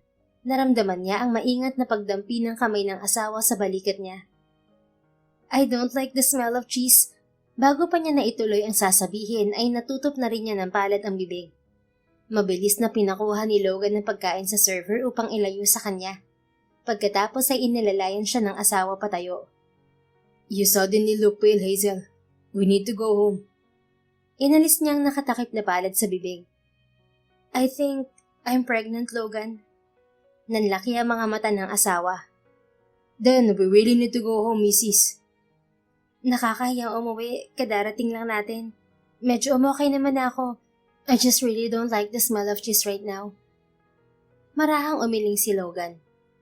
It's fine if we go home, Hazel. We've already talked to Atty. Laudico anyway. Come on, let's find him or his wife. Maingat na hinawakan ni Logan ang baywang niya. Logan, what's wrong, iho? One of the servers told me your wife didn't like the appetizer. Is there a problem? Tanong ng asawa ni Atty. Laudico na hindi nila namalaya na nakalapit na sa kanila. I'm sorry, Mrs. Laudico, but I'm afraid we need to go home. Sumama bigla ang pakiramdam ng asawa ko. Oh, are you perhaps allergic to cheese, Iha? Baling kay Hazel ng ginang. We believe she's pregnant, Mrs. Laudico. Wika ni Logan. Suminghap ang ginang bago nito hinawakan ang kamay ni Hazel. Oh my God! Congratulations to the both of you! Thank you, Mrs. Laudico. I'm sorry but we really have to leave. No, it's okay. Sige na, you two leave. Ako nang bahala magsabi kay Arthur. Pagkatapos nilang magpaalam sa ginang ay dumiretso sila palabas ng hotel. How are you feeling? Gusto mo bang dumiretso tayo sa ospital? Tanong ni Logan pagdating nila sa sasakyan. Anong gagawin natin sa ospital? Okay na ako, Logan. Sumama lang talaga ang pakiramdam ko sa amoy ng cheese. But we still need to get your condition checked, Hazel. Para masiguro natin na dahil sa pagbubuntis yung pagsama ng pakiramdam mo. Kunot noong sagot nito. Baka sa mukha ang pag-aalala. Ano ka ba? Hindi naman pang emergency situation tong naramdaman ko para dalhin mo ako sa ospital, Logan. Besides, I don't think hospitals will accept outpatients during this hour. Bukas na lang tayo pumunta sa OB ko. For now, let's just buy a pregnancy test. Kaya naman bago sila umuwi ay dumaan sila sa pharmacy para bumili ng pregnancy test kit. Pagdating sa unit ni Logan, agad siyang nagpalit ng damit bago dumiretso sa banyo. What's the result? Tanong ni Logan na agad na sumalubong sa kanya paglabas niya ng banyo. Ipinakita niya rito ang hawak na kit. It's positive, but this result is not really accurate and reliable. Pregnancy test kit like these are advisable to be taken in the morning, because that's the time when the HCG levels in the urine are high. Hindi na niya naituloy ang sasabihin nang bigla siyang yakapin ni Logan. I'm affirmative, Mrs. Buntis ka. I can't believe we're going to be parents soon. Lumayo ito at hinawakan ng magkabilang braso niya. Thank you, Mrs. Thank you. Bakas ang kasiyahan sa mukhang wika nito. Alam ni Hazel na gusto ni Logan na magkaroon ng parte sa buhay ng magiging anak niya at pumayag siya roon. Subalit hindi niya inaasahan ang ganoong reaksyon mula kay Logan. He looked genuinely happy and excited with the news of her getting pregnant. Teka Logan, hindi pa naman tayo sigurado eh. Kailangan pa nating magpa-check up sa OB. Sigurado na ako, Hazel. You're pregnant. Magiging mami ka na at magiging daddy na ako. Napanguso ito habang nakatingin sa kanya. Why? Hindi ka ba masaya, Mrs.? Bahagya siyang natawa. Of course I'm happy. Pero saka na ako magsasaya kapag 100% sigurado na talaga, Logan. Bahagyang nanliit ang mga mata nito. You're a doctor. Siguradong ramdam mo rin kung buntis ka na o hindi. Gusto ko pa rin kasi na ibang doktor ang mag-confirm sa akin. Nakangusong sagot niya sa asawa. Kinabukasan, pagkatapos mag-almusal ay dumiretso sila ni Logan sa ospital. Doon ay nakumpirma ni Hazel na nagdadalang tao na nga siya. Congratulations, Mr. and Mrs. Sarmiento. Malaki ang ngiting wika ng OB sa kanila. Pareho silang nagpasalamat ni Logan sa kaharap na doktor. Humugot si Hazel ng malalim na hininga nang maramdaman ng pag-iinit ng sulok ng mga mata. Hindi siya makapaniwala na may bagong buhay nang nabubuo sa loob ng katawan niya. Hindi niya maipaliwanag ang kasiyahang nararamdaman sa dibdib. Habang kinakausap sila ng doktor, ay naramdaman niya ang masuyong pagdampi ng labi ni Logan sa gilid ng sentido niya. Tila may init na bumalot sa dibdib niya. Labis na na-appreciate niya ang paghawak ng asawa sa kamay niya habang kausap sila ng doktor. The first trimester of pregnancy is very sensitive, so you have to be careful. You will also experience extreme mood changes. Imporma kay Hazel ng doktor. Don't worry, Doc. Aalagaan ko mabuti ang asawa ko at ang baby namin. Sagot ni Logan sa doktor bago nakangiting bumaling sa kanya. Gumanti siya ng ngiti sa asawa. Alam ni Hazel na kaya niyang alagaan ng sarili at ang magiging anak. Subalit masarap sa pakiramdam ang mga sinabi ni Logan. Congratulations again, Mommy and Daddy. I will expect to see you after 4 weeks. Wika ng doktor nang magpaalam sila dito. Paglabas ng ospital ay humarap sa kanya si Logan. Malaki ang ngiting hinawakan nito ang dalawang kamay niya. There, the doctor already confirmed you're 100% pregnant, Mrs. Pwede na ba tayong mag-celebrate? Natawa siya. Anong celebration naman ang gagawin natin? We can throw a party if you want. Anong party ka dyan? What do you want to do then? Masuyong tanong nito. Ngumuso siya. Gusto ko lang kumain, nagugutom na ako. Masuyo nitong pinisil ang kamay niya. Bakas ang masayang ngiti sa mga labi. Then come on, kakain tayo ng mga pagkain gusto mo. Hindi pwedeng magutom si mommy at si baby. Natatawang nagpatianod na lang siya sa lalaki. Tulad ng sinabi nito, dumiretso sila sa isang restaurant. Siniguro ni Logan na walang cheese ang mga pagkain in-order nila. Logan, untag niya sa asawa pag alis ng waiter. Yes, Mrs. May gusto ka pa bang orderin? Umiling siya bago marahang umiti. I just want to thank you for agreeing to be the father of this child. Ngumiti rin ang lalaki. Thank you rin, Hazel, dahil pumayag ka na kilalanin ako na magiging anak natin at maging parte ako ng buhay niya. Hindi nagsisisi si Hazel sa naging desisyon na si Logan ang piniling maging ama ng anak niya. Sa pag-aalaga at pag-aasikaso pa lang nito sa kanya ay sigurado siyang magiging mabuting ama rin ito sa anak niya. Hinawakan ni Logan ang kamay niya na nasa ibabaw ng mesa. Like I said, I will take care of you and our child, Hazel. Pangako yan. Salamat, Logan. Don't worry, kahit na maghiwalay tayo at bumalik na ako sa US, hindi ko ipagkakait sa iyo ang anak natin. Kumunot ang noo ng lalaki. Grabe, nasa tiyan pa lang ang baby natin, yun agad ang nasa isip mo. Isang buwan pa lang tayong kasal, Hazel. Bahagya siyang natawa. Sinasabi ko lang na wala kang dapat ipag-alala dahil tutupad ako sa napagkasundaan natin, Logan. Don't worry, di mo naman magagawang magtago sa akin kahit subukan mo. Hahanapin kita kahit sang sulok ng mundo, Hazel. Lumakas ang tawa niya. Hindi ako magtatago sa'yo. Hindi nagtagal ay bumalik ang waiter dala ang pagkain nila. Ramdam ni Hazel ang matinding pag-aasikaso sa kanya ni Logan habang kumakain sila. Seafood ang na-request niyang kainin nila at kulang na lang ay isubo ni Logan sa kanya ang mga binalatan nitong hipon para sa kanya. Ano ka ba, Logan? Kumain ka na rin dyan. Huwag mo akong gawing bata. Nakangusong wika niya sa asawa. Baka magtampo sa akin si baby kapag hindi ko inalagaang mabuti ang mami niya. Dugo pa lang ang nasa tiyan ko, Logan. Natatawang sagot niya. Fine, I'll eat. Just finish this first. Anito at inumang sa bibig niya ang binalatan nitong hipon. Isinubo niya yon bago nag-angat ng kilay sa lalaki. Okay na? Very good, mommy. Nakangiting sagot nito bago nagsimulang kumain. Mommy? Napakurap na gagad ni Hazel. You're gonna be the mommy of my baby soon. So, mommy na ang tawag ko sa'yo. Nag-iinit ang mga pisngi niya. Ewan ko sa'yo, mister. Ang dami mong alam. Misis na lang. Mamaya may iba pang taong makarinig. Isipin pa ang sugar mommy ako. Natatawang nag-angat ng kilay si Logan. Paano ka naman magiging sugar mommy? Ang bata mo pang tingnan. Pero sige, misis na lang. Total, tinawag mo na akong mister eh. Napangisi na lang siya nang mapagtantong tinawag nga niya itong mister. Kinabukasan, bahagyang masama ang pakiramdam ni Hazel nang magising. Alam niyang nagsisimula na ang morning sickness niya. Are you okay, Mrs.? Bakit maputla ka? Nag-aalalang nilapitan siya ni Logan nang abutan siya nito sa kusina. Medyo hindi lang maganda pakiramdam ko pagkagising. Buti nga hindi ako naduwal. Lalong napuno ng pag-aalala ang mukha ng asawa. Is that normal, Hazel? Do we need to call your doctor? Normal lang to, Logan. It's called morning sickness. Bakit ang dami mong niluto?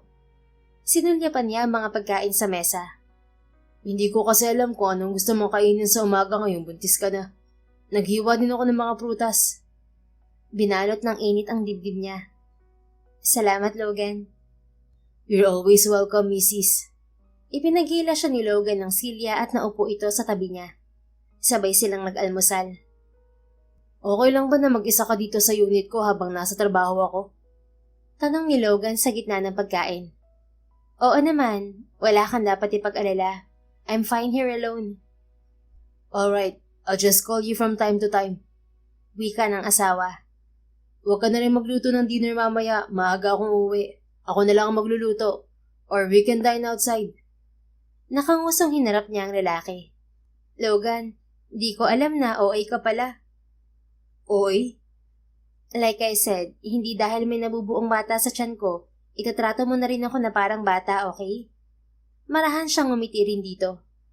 Don't worry, mister. I'll be fine. alright, I'll trust you, Mrs. Napabuntong hiningang sagot nito bago ngumiti. Pagkatapos mag-almusal ay nagpaalam na sa kanya si Logan. Mag-isa siyang naiwan sa unit nito. Subalit bago dumating ang tanghali ay tumawag sa kanya si Logan. Bakit napatawag ka? Tanong ni Hazel sa asawa. I just want to remind you to eat your lunch, Mrs. Sagot nito sa kabilang linya. Napangiti siya. Don't worry, hindi ko po nakakalimutan na Torny. Hindi naman apektado ang memory ko dahil buntis ako. Ikaw din, mag-lunch ka na. Narinig niyang mahinang tawa nito. Yes, Mrs. Kumusta ka dyan? I'm fine, nanonood lang ako ng TV dito. Sige na, magtrabaho ka na dyan. Alright, I'll see you later. Anito bago ibinaba ang tawag. Subalit 2 oras ang nakalipas ay muling tumawag ang lalaki. Logan, bakit napatawag ka ulit? Kababalik ko lang dito sa law firm galing sa meeting ko with the client. How are you, Hazel? Well, nandito pa rin ako sa unit mo, nagbabasa ng libro. That's good. Wala kang nararamdaman sa katawan? Hindi ka ba nahihilo o nasusuka? Natawa siya sa tanong ng asawa. Okay lang talaga ako, mister. So stop calling me every 2 hours, okay? Mag-focus ka sa trabaho mo, attorney. Tatawag naman ako sa'yo kung kailangan o kung masama ang pakiramdam ko. Alright. Hindi na ako tatawag ulit. I'll see you later, Mrs. Napapangiting napailing na lang si Hazel nang ibaba ang hawak na cellphone. Ang kulit ng daddy mo, baby. Pasalamat siya, gwapo siya. Wika ni Hazel nang hawakan ng impis pang tiyan. Binalikan ni Hazel ang binabasang libro. 2 oras ang nakalipas, siya naman ang tumawag kay Logan. Hey, is everything alright, Mrs.? May pag-aalalang tanong ng asawa sa kabilang linya. Don't worry, okay lang ako. Then why did you suddenly call? Miss mo na ako, no? Anong miss ka dyan? Panay ang tawag mo kanina. Narinig niya ang tawa nito. So, bakit napatawag ka?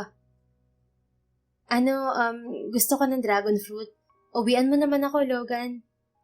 Okay, sige, dadaan ako sa grocery pag-uwi. Dragon fruit na ba ang gusto mo? Wala ka na bang ibang gustong ipabili? Yun lang. Pero damihan mo ah. Thank you, mister. No worries, basta ikaw, Mrs. Sagot nito. Nakangiting nagpaalam siya sa asawa.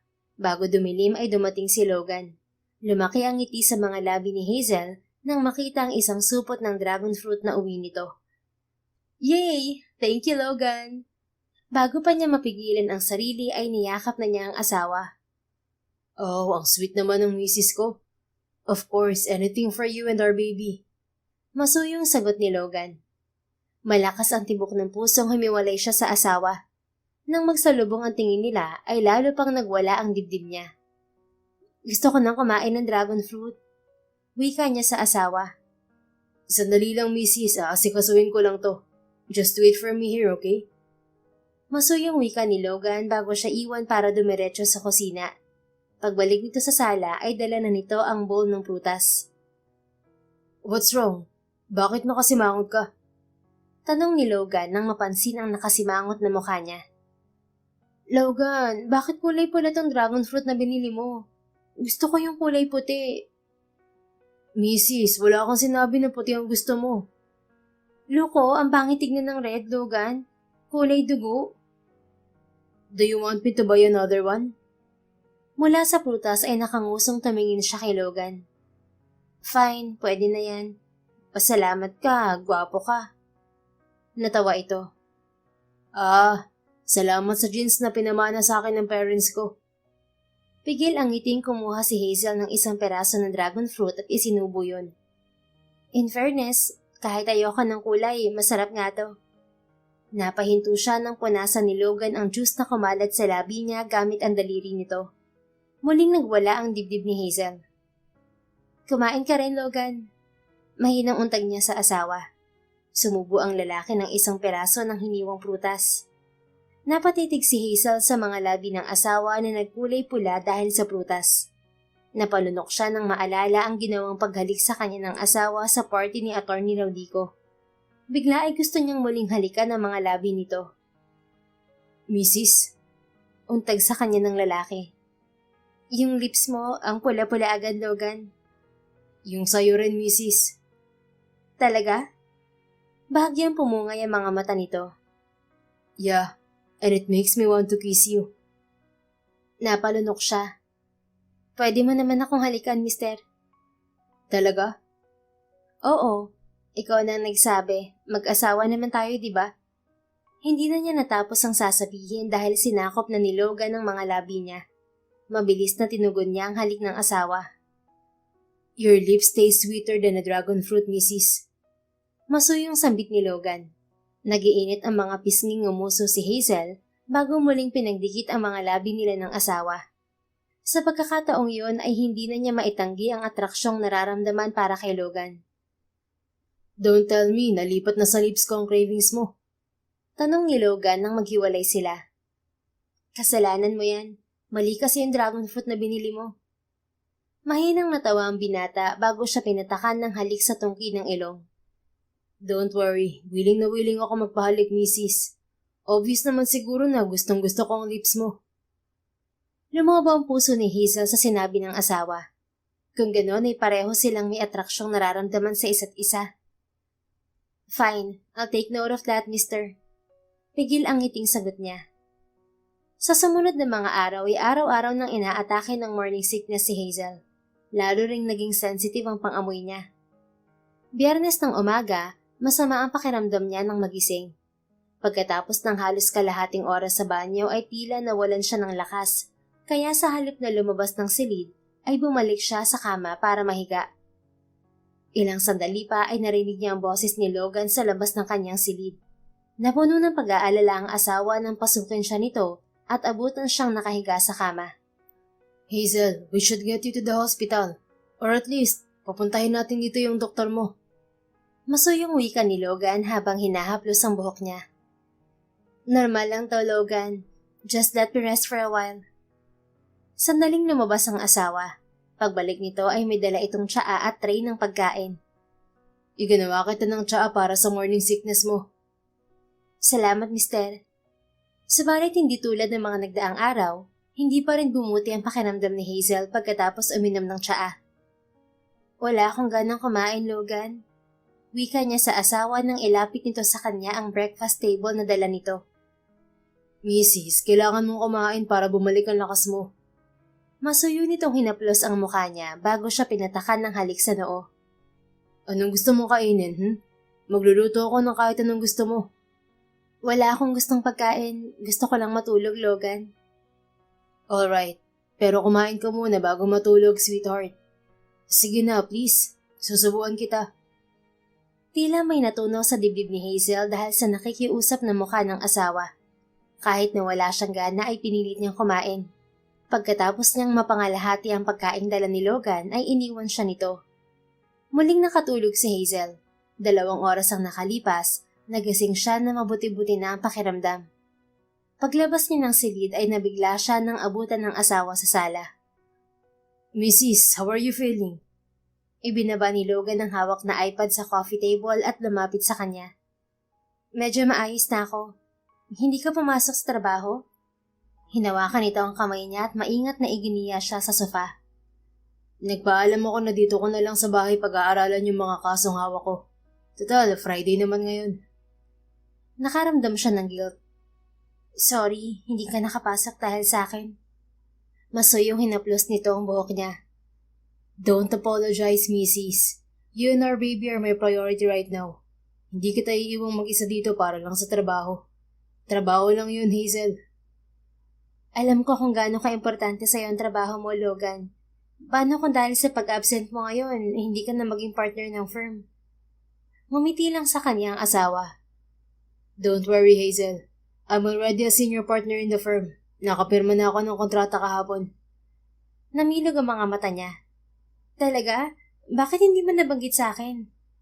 Wala Na-distract ako sa kiss mo kahapon. Nakalimutan ko tuloy. Bahagyang nag-init ang mga pisngi niya nang maalala ang halik na pinagsaluhan nila. Congratulations, Logan. Thank you, Mrs. Wala bang kiss dyan? Humuso siya bago ito hinalikan sa pisngi. Oh, hayan po, attorney. Lumapad ang ngiti nito. Sarap naman nun. Come on, anong gusto mong lunch natin? Ang konti lang na nakain mo kanina kaya dapat bumawi ka ng kain. Magluluto ako ng kahit na anong gusto mo. May time ka pa bang magluto? May ginagawa ka? Pwede ko namang iwan tong ginagawa ko para magluto. Masuyong ngumiti ang asawa. Like what I've told you, Mrs. Ikaw at si baby ang priority ko. Humuso siya kasabay ng pag-iinit ng puso. Fine. Gusto ko ng sinigang, yung madaming kamyas. Buong maghapon ay inasikaso siya ni Logan at hindi niya maitanggi ang kasiyahang bumabalot sa puso niya sa pag-aalaga ng asawa sa kanya. Pagdating ng gabi ay muling sumama ang pakiramdam ni Hazel. Kaya naman sinadjust ni Logan na sa silid siya nito matulog upang mabantayan siya nito ng mabuti. Basta wag kang malikot matulog ah. Nakaangat ang kilay na anya kay Logan. Hindi ako malikot matulog, Mrs. Don't worry, I will respect your space. Gusto ko lang na sa isang kwarto tayo matulog para maasikaso kita. Pero okay lang din sa akin kung mag-request ka ng yakap. Baka ikaw itong mangyakap sa akin. Pilyong umangat ang kilay nito. Well, pwede ba? Humuso siya. Fine, pwede naman. Sa huli ay hinayaan niyang yumakap sa kanya si Logan habang magkatabi sila sa kama nito. Sa kabila ng pagwawala ng puso ni Hazel ay payapa ang tulog niya sa tabi ng asawa. Isang beses lang siya nagising para mag-CR. Hindi na rin masama ang pakiramdam niya nang magising siya. Dahil magaan ang pakiramdam, nauna na siyang bumangon kay Logan. Siya na ang nagluto ng almusal nila. Katatapos lang niya magluto nang pumasok si Logan sa kusina. Good morning, Logan. Bati niya sa asawa. Good morning, Mrs. Bakit nagluto ka na? Nauna kasi ako nagising sa'yo. Tapos maayos na pakiramdam ko kaya naisipan ko magluto. Really? You don't feel any morning sickness? Masuyong tanong nito. Wala, ang gaan nga ng pakiramdam ko ngayon eh. Ang weird rin. Hindi na rin ako nasusuka sa amoy ng cheese, kaya gumawa ako ng grilled cheese salad. Napahinto siya nang makitang tinutop ni Logan ng ilong. Anong problema, Logan? Ayoko ng amoy ng cheese, Mrs. Pakilayo sa akin, please. Inalis niya ang grilled cheese sa mesa pagkatapos ay kunot noong pumaling sa asawa. Wait, don't tell me nalipat sa'yo yung morning sickness ko. Ha? Pwede pala yun, Mrs. There's a condition like that called Covad syndrome or sympathetic pregnancy, Logan. Pinaupo niya si Logan sa dining chair at hinawakan ang mukha nito.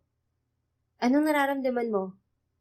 Mabigat ang ulo ko tapos para talaga akong masusuka sa amoy ng cheese.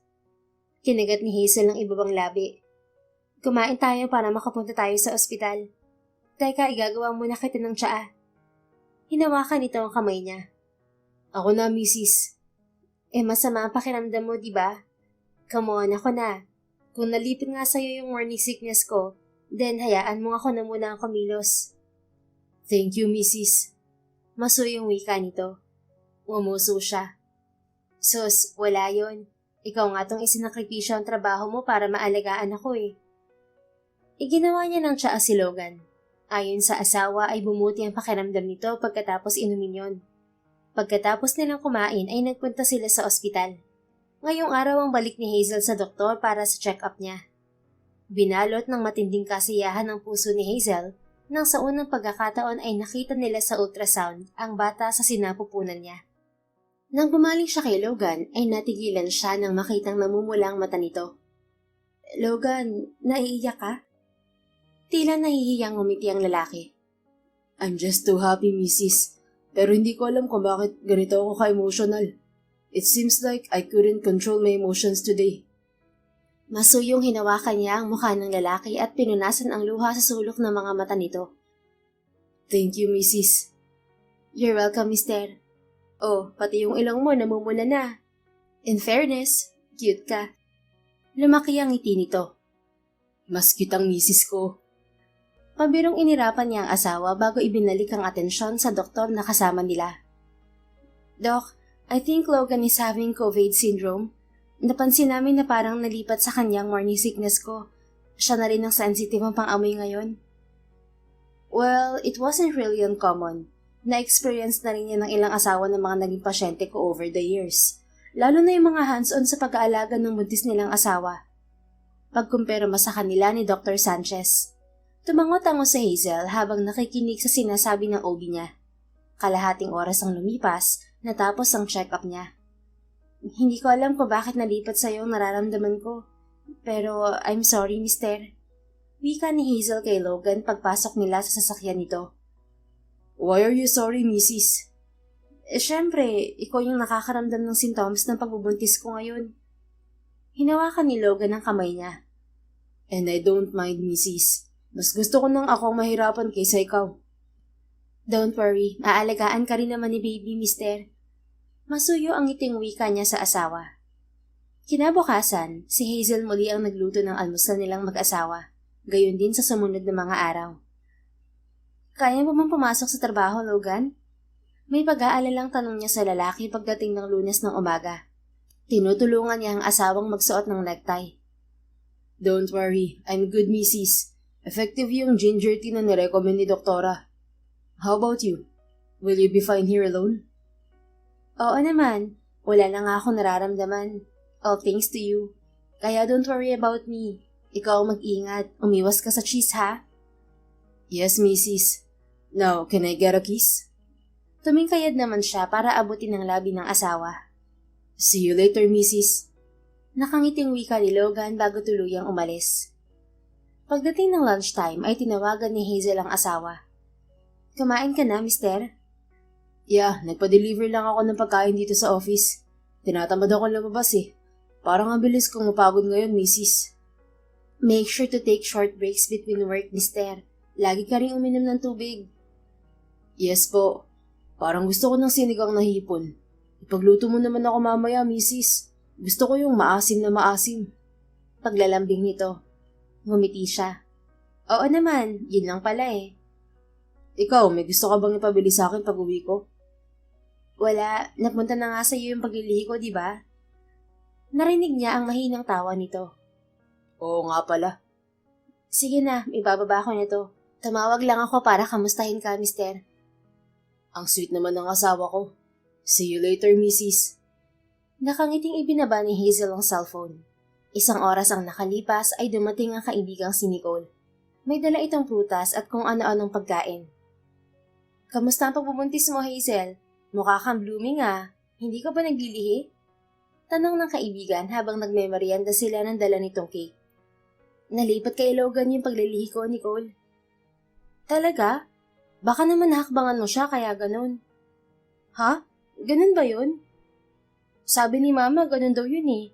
Pero hindi ko alam kung may katotohanan nga. Matandang kasabihan yun. Eh, kumusta naman siya? Sabi ni Logan, okay lang naman daw sa kanya, kaysa naman na ako mahirapan.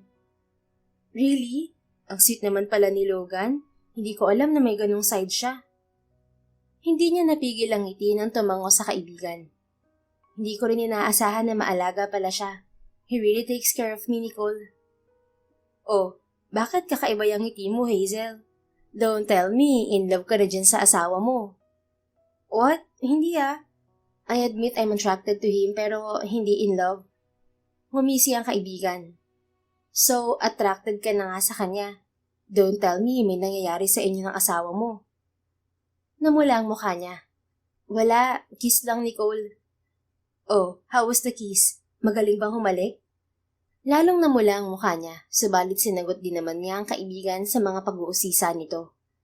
Isang oras nagtagal si Nicole bago ito nagpaalam.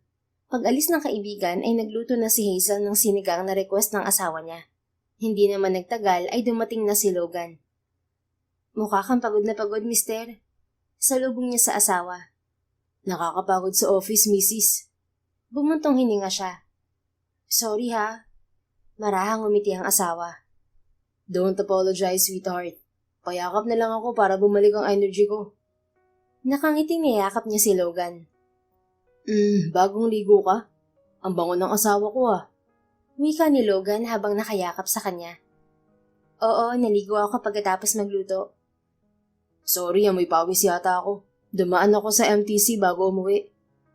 Anong amoy pawis? Hindi naman Ang bango mo pa rin kaya, mister. Umangat ang kilay nito nang lumayo sa kanya. Talaga? Then pakis nga, misis. Kanina pa ako nagkikrave sa kiss mo habang nasa trabaho.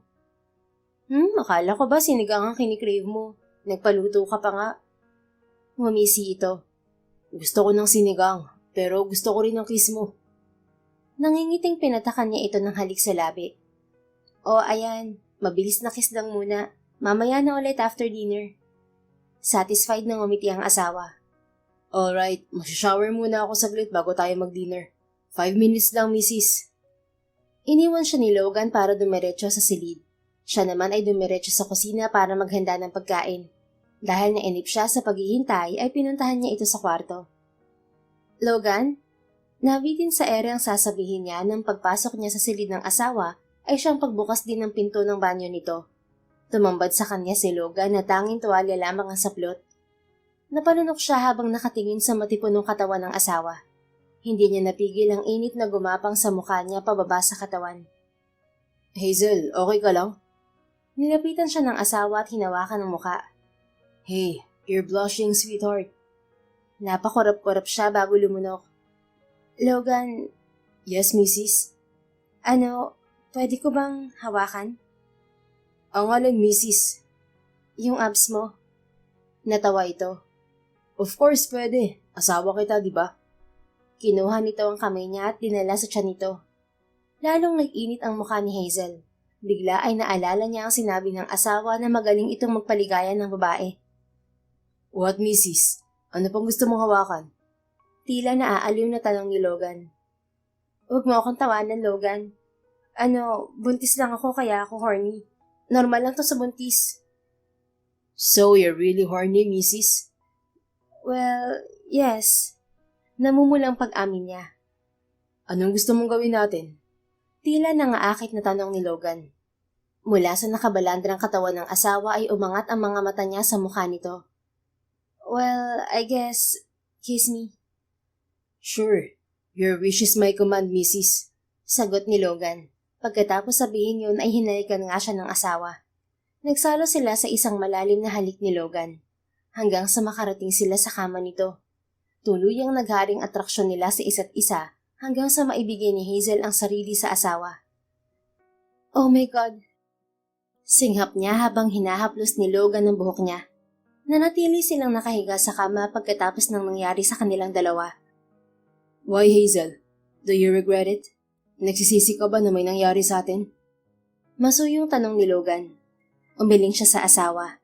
Ni katiting na pagsisisi ay wala siyang nakapa sa dibdib. Kung meron siyang nararamdaman ng mga sandaling yun ay tanging kasiyahan lang. Then why are you panicking? Hindi pa kasi tayo nagdi-dinner. Malamig na yung pagkain natin sa mesa. Ngumiti si Logan. Paano? Ako yung ginawa mong dinner, misis. Nagiinit ang mga pisnging pinalo niya ito sa braso. Ikaw kasi, nakabalandra yung katawan mo. I'm just a pregnant woman with raging hormones. Humalakhak si Logan. Oo na, sige na. Kasalanan ko na hot ako at hindi mo kayang i-resist. Kasalanan mo naman talaga. Hinalikan siya nito sa pisngi. Come on, let's eat. I'm sure gutom ka na sa ginawa natin, misis. Tinulungan siyang magbihis ni Logan. Pagdating sa dining area ay malamig na nga ang pagkain inihanda niya, kaya ininit muna niya yon bago sila kumain. Kumusta ang performance ko, misis? Out of the blue ay tanong ni Logan. Muntik namang masamid si Hazel sa sariling laway. Napatunayan ko ba sa'yo na masarap ang luto ng langit? Tanong pa nito. Oh my God, Logan. Kailangan pa bang itanong yan? Namumulang baling niya sa asawa. Pilyo itong umisi. Siyempre, kailangan ko ng feedback mo, misis. Kasi kung di ka nasarapan, gagalingan ko pa sa susunod. Di mo na kailangan galingan. Satisfied ako. Nakangusong sagot niya. Really? Totoo yan, misis? Sobra pa nga sa satisfied. Ngaling-ngaling isagot niya. Oo nga, kaya deserve mong kumain ng masarap na luto ko. Sa halip ay wika niya. Inilagay niya sa harap ni Logan ang isang mangkok ng sinigang. Thank you, Hazel. Ang sarap naman talaga mag-alaga ng misis ko. Sus, ng bola ka pa. Nangingiting sagot niya. Sa paglipas ng mga araw ay lalo pang nadagdagan ng atraksyong nararamdaman ni Hazel sa asawa. Tila hindi kumpleto ang araw niya kapag hindi siya hinahalikan ni Logan. Nang matapos ang unang trimester ng pagbubuntis ni Hazel, ay nawala na rin ang morning sickness na nararamdaman ni Logan. Nasa ikalamang buwan na siya ng pagbubuntis nang magpunta sila ni Logan sa mall para mamili ng mga unang gamit ng baby nila. May pangalan ka na bang naisip para sa anak natin? Tanong sa kanya ni Logan habang nag-iikot sila sa baby section ng department store. Wala pa. Saka na ako mag-iisip kapag alam na natin kung babae o lalaki. Ikaw, may naisip ka na ba? Halo. Pwede sa babae at pwede sa lalaki, Mrs. Bakit naman Halo? Gusto mong maging kasing bait ng anghel ang anak natin kaya gusto mong Halo ang pangalan niya? Mahinang natawa si Logan. Combination ng pangalan natin, Mrs. Hazel and Logan equals Halo. Oh, cute nga ang Halo. Ang galing mo dun, mister ah. Siyempre, deserve ko siguro ng kiss dahil sa idea ko. Pilyong sagot ng asawa. Mamaya na, nasa mall kaya tayo. Natatawang sagot niya. Pagkatapos nilang mamili ng gamit para sa bata ay tumingin din sila ng mga maternity dress. Sa sobrang supportive ni Logan, hanggang sa loob ng dressing room ay kasama niya ito. What do you think? Bagay ba? Tanong niya pagharap sa lalaki. Suot niya ang isa sa mga maternity dress na natipuhan niya. Masuyong hinawakan ni Logan ang bewang niya. Bagay na bagay, Mrs. Totoo? Hindi mo ako binubola lang? Siyempre hindi. Totoo yun. Ang ganda-ganda mo. Ang sexy-sexy pa. Anong sexy? Lumalaki na nga tong tiyan ko. Ano naman kung may baby bump ka na? Sexy ka pa rin, Mrs. Ikaw ang pinaka-sexing buntis para sa akin. Mula sa bewang niya ay napunta ang kamay nito sa umbok sa tiyan niya. Lumawa ang puso niya sa sinabi ng asawa. Oo na, sige na. Maniniwala na ako, mister. Maniwala ka talaga, Mrs. Kung alam mo lang, lalo mo pa ako naaakit ngayon. Talaga? Hindi na niya naituloy ang sasabihin dahil hinalikan na siya ng asawa. Oh my God, Logan! Pilyong kinurot niya ang tagiliran ng asawa nang pakawalan nito ang labi niya. Isang pilyong ngisi ang isinagot ng lalaki. O ano, naniniwala ka na? Oo na, lumabas na tayo. Mamaya may makarinig sa atin.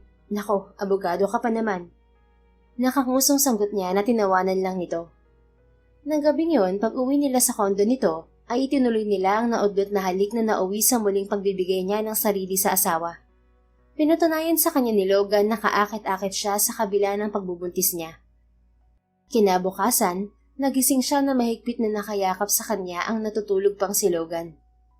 Habang nakatingin sa payapang mukha ng asawa, napagtanto ni Hazel na tuluyan na siyang nahulog kay Logan. Hindi na lang pisikal na atraksyon ang nadarama niya sa lalaki. Mahal na niya ito.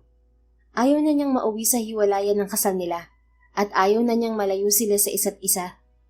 Huwag mo ako masyadong titigan, Mrs. Baka matunaw ako niyan. Sige ka. Biglang sambit ni Logan kasabay ng pagdilat nito. Nang aakit na ngumiti sa kanya ang asawa. Kanina ka pagising? A minute, sweetheart. Ngumuso siya. Gising ka na pala tapos hinayaan mo lang natitigan kita? Naaaliw na umangat ang kilay nito.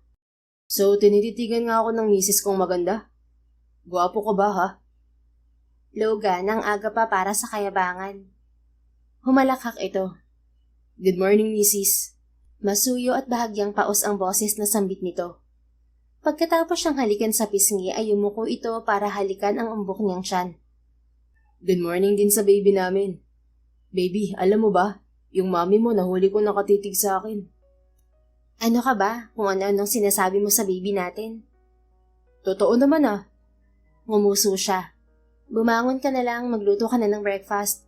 Gusto ko ng corned beef na maraming sibuyas, tapos pancake na madaming blueberries. Ang weird naman ng breakfast choice mo. Akala ko ba tapos ka na sa paglilihim, Mrs.? May reklamo ka ba, mister? Wala po, Mrs. Nagko-comment lang pero hindi magre-reklamo. Siyempre, iluluto ko kahit anong gusto ng magandang asawa ko. Good. May kiss ka sa akin mamaya. Nakangising sagot niya. Masaya silang nag-breakfast bago nagpaalam si Logan para pumasok sa trabaho. Nang hapong yun ay nakipagkita siya kay Nicole sa isang restaurant sa mall malapit sa kondo ng asawa niya. Ang ganda mo, Hazel. Babae yung baby mo, no? Tanong ni Nicole. Hindi ko pa alam. Sa susunod na check-up pa namin malalaman. Babae yan. Ang ganda-ganda mong buntis eh. Napangiti siya. Ganun lang siguro talaga kapag alaga ng asawa. Todo alaga din naman sa akin ng asawa ko noon pero bakit hindi ako ganyan kaganda? Unfair ah. Natawa siya. Iba siguro yung alaga ni Logan. Kamusta pala kayo ng asawa mo? Parang asaya-saya mo ah. Para tuloy hindi ako naniniwala na halik lang ang nangyayari sa inyo. Namumula ang mukhang inilahad niya sa kaibigan ang development ng relasyon nila ni Logan. Mahal ko na si Logan, Nicole. Ngumiti ang kaibigan. Hindi na ako nabigla, Hazel. In-expect ko na yan. Well, I didn't expect it will happen because in the first place, I don't really believe in love. But Logan changed that. Namalayan ko na lang mahal ko na siya. At gusto ko nang manatiling kasal sa kanya habang buhay. So, what's your plan? Pareho kaming hindi naniniwala ni Logan sa pag-ibig. Hindi ko alam kung nahulog na rin ba siya sa akin o para sa kanya walang kahulugan ng mga ginagawa niya. Ano sa tingin mo? Ikaw ang kasama niya sa bahay. Mararamdaman mo yun, Hazel. Kinagat niya ang ibabang labi. Pakiramdam ko may kahulugan yung ginagawa at trato niya sa akin. But I can't be sure unless I heard it straight from him. Ayokong basta-basta mag-assume. Well, you need to talk to him about your feelings. That's the right thing to do. Kailangan niyong maging malinaw sa isa't isa. Baka mamaya niyan, ikaw lang pala ang nagmamahal. I know. Sang-ayon ni Hazel. Pagkatapos kong mga anak, aamin ako ng nararamdaman ko kay Logan. Kung tanggihan niya ako, at least mabilis ako makakaalis ng Pilipinas. I'll go back to the US and move on from him. Pero may anak kayong dalawa. Papayagan mo pa rin ba siyang makita ang anak mo kapag nagkataon? Of course. Ano man ang mangyari sa pagsasama namin, hindi ko tatanggalan ng karapatan si Logan sa anak namin. Especially after everything he's done for me. Hindi naman niya kasalanan kung hindi niya kayang suklian ang feelings ko sa kanya. Paano naman kung mahal ka rin ni Logan? Na tulad mo, nagawa ka rin niyang mahalin. Then I'll stay here with him and we'll be a happy family. Tila may mainit na bumalot sa puso niya sa ideyang mananatili silang isang kompletong pamilya ni Logan kasama ang anak nila. Ni sa hinagap ay hindi niya naisip na darating ang araw na papangarapin niyang magkaroon ng isang buo at masayang pamilya kasama ang lalaking minamahal. Mabilis na lumipas sa mga araw. Dumating ang sumunod na check-up ni Hazel at nalaman nilang lalaki ang ipinagbubuntis niya. Habang lumalaki ang tiyan niya ay lalo pang naging maalaga si Logan. Lalo ring lumalalim ang nararamdaman niya para sa lalaki. Sa huling trimester ng pagbubuntis niya, ay nag-hire si Logan ng kasambahay na makakasama niya sa kondo kapag nasa trabaho ito. Dumating ang kabuanan ni Hazel. Sabado ng gabi, naghahanda na sila ni Logan sa pagtulog nang humilab ang tiyan niya. Logan, manganganak na yata ako. Daing niya sa asawa. Mabilis siyang binuhat ng asawa palabas sa silid nila. Sir Logan, manganganak na si Ma'am? Tanong ni Danica, ang kasambahay na kinuha ni Logan. Oo, pakibukas ng pinto please. Anito sa babae. Isang oras ang nakalipas ay nakarating sila sa ospital.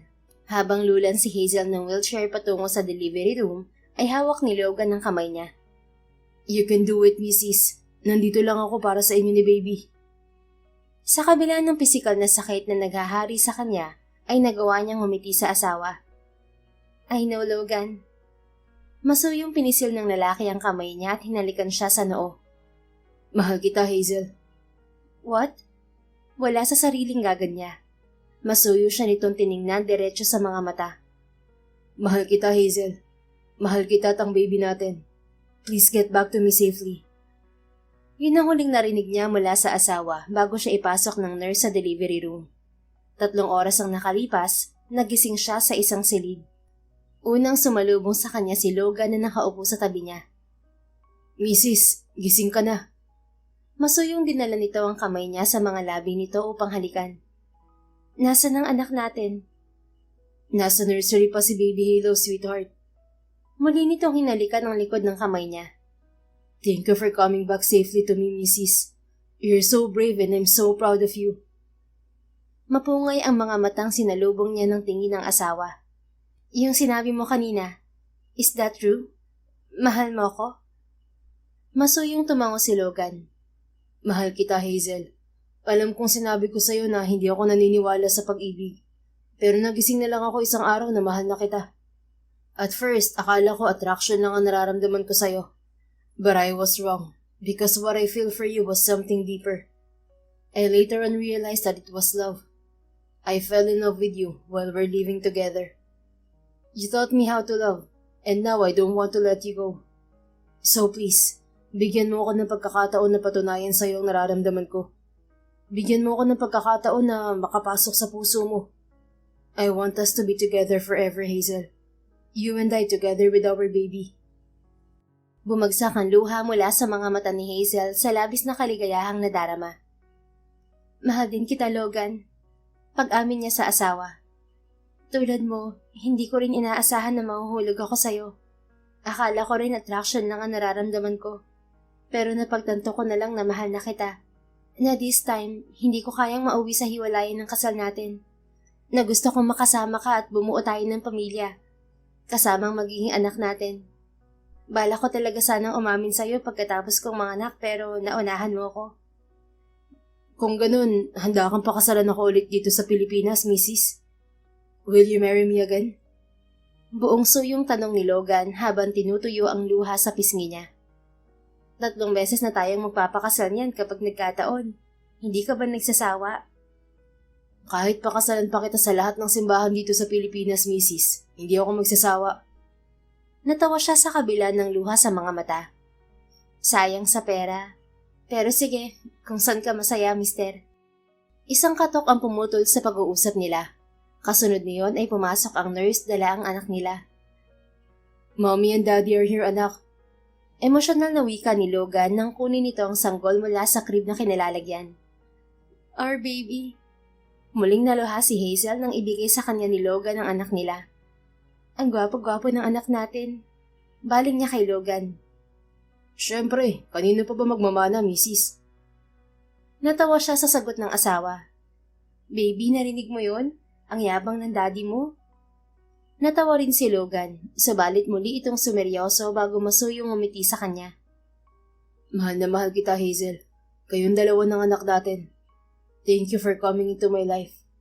Pangako, aalagaan ko kayong dalawa at magiging isang masaya tayong pamilya. Buong pagmamahal na sambit nito.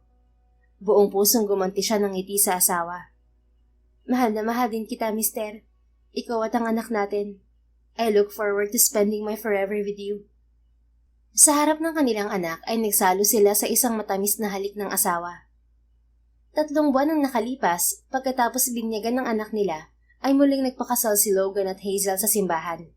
Dinaluhan yon ng mga malapit na tao sa buhay nila. Kabilang na ang kaibigan doktor ni Hazel na si Leia na umuwi pa ng Pilipinas para sa espesyal na selebrasyong yun. Sa pagkakataong yon, puno na ng pagmamahal ang tinging ibinigay nila sa isa't isa nang bigkasin nila ang wedding vows nila.